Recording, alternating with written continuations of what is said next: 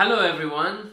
Today I wanted to talk about something completely different from what I planned because it's something that really touches me in my heart. And what I want to talk about is some differences between England and Italy.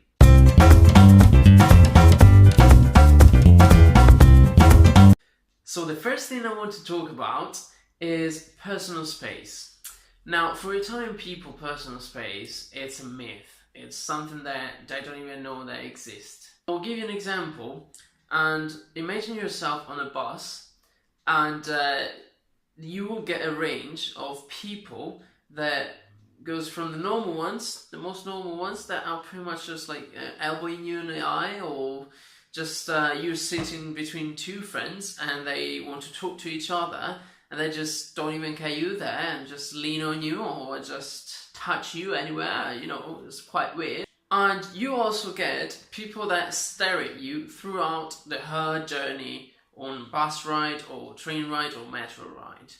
And about that, whoever is gonna come here in Italy for holiday or to leave, just don't worry about this particular people, and because they don't do any harm on you or they don't bite. It's just that they're really weird. They don't even realize how much they're staring at you.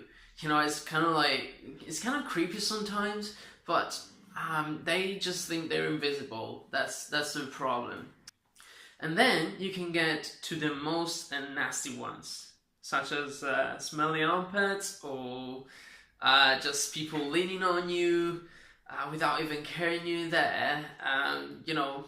Instead of holding on to poles and stuffs that are on a bus, they just lean on you, even with massive backpacks, because I feel comfortable. I don't know who's back there, but I'm quite alright with myself. But it's not always so bad, because if you feel lonely, that you need to chat with someone, all you have to do is just to take a bus. Any kind of bus, you will always find a nice old lady or old man that is ready to tell you his or her entire life.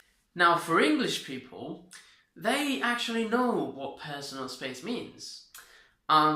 They do actually take a shower before leaving their houses. They hold on to stuff on the bus, you know, because that's why they're made for. They're made for us. It's not like you have to pay an extra 50 euros to hold on to the pole in the bus, you know. It's actually made for you. It's your friend. And English people know that and actually use it. Or they don't even think to bother you because they might understand that you could be tired, or you just go back from work or school, or you're actually going to work or school, or you just want to listen to your music. Hence why you're wearing your earphones. So they're good on that. But talking about buses, there is a beautiful experience I had in England, and I want to tell you about it.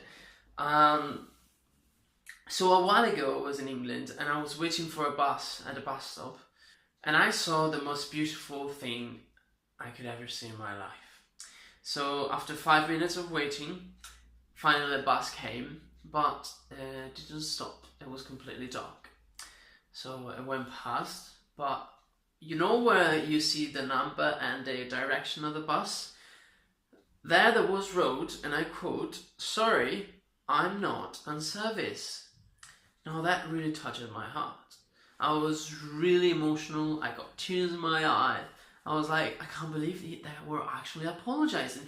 Now, for you English people, it might seem normal, but for us Italian people, it's not normal. Because if you even get a bus, that's a miracle. Our bus transportations are quite bad. If you miss a bus, you better start walking. You will never see it again. Or if you see it, it's going to be after 3 or 4 hours. So you better start walking here. Don't trust buses. I can tell you once, I was going on a direction and I saw a bus, which is the 341.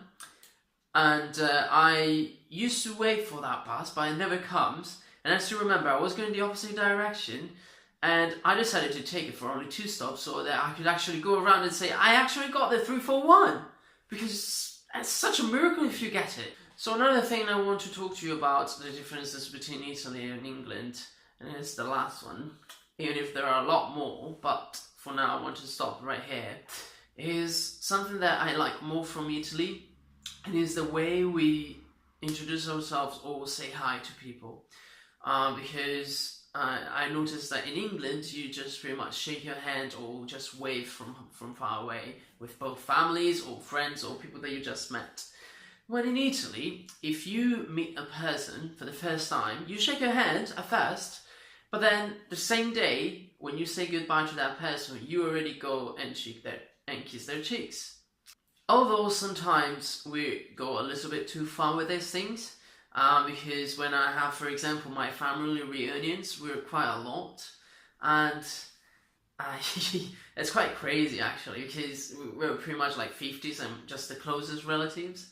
And when we meet all together, they expect us to actually kiss all of them in both cheeks. And you better be the first one, because if you're the first one, you just sit down and wait for all of them to come around and kiss you. Because if you're the last one, you have to go all around the tables and just kiss all of them on both cheeks. Because if you even miss one cheek, they're gonna be, where the hell is my other kiss on the other cheek? And you're gonna be like, hey, yes, alright. So sometimes I think that there should be a new land, a land between Italy and England. And I'm not talking about France. I'm talking about a land where our cultures are merged together, and we get the organization of English people, which is quite powerful, and we get the warmth of the Italian people, which is unmistakable.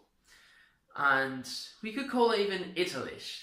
And this is it for this video, and if you enjoyed it, please share it with your friends, give us a thumbs up if you liked it, and subscribe. Don't forget to subscribe. That's it. So, bye!